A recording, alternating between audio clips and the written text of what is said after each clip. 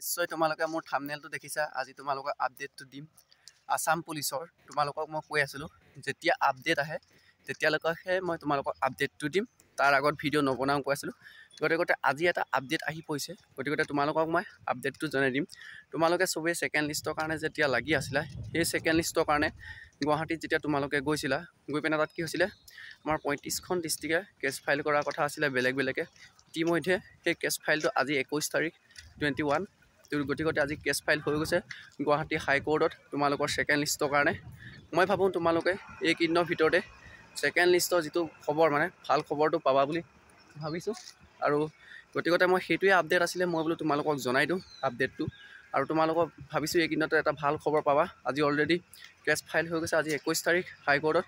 গতিকে তোমালোকে নিশ্চয় এটা ভাল খবৰ পাবা বুলি মোৰ ফালৰ পৰা আশা থাকিল।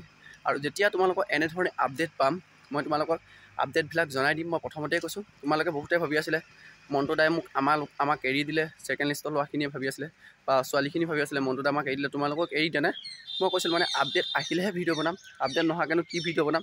আজি সকলো ধৰণৰ প্ৰচেছখিনি কমপ্লিট হৈ আজি 21 তাৰিখ তোমালোকৰ কেছ ফাইল হৈছে বুলি মই ইতিমধ্যে শুনিবলৈ পাইছোঁ। গতিকে তোমালোকে এইকেইদিনৰ ভিতৰতে এটা ভাল খবৰ পাবা বুলি মই আশা থাকিল।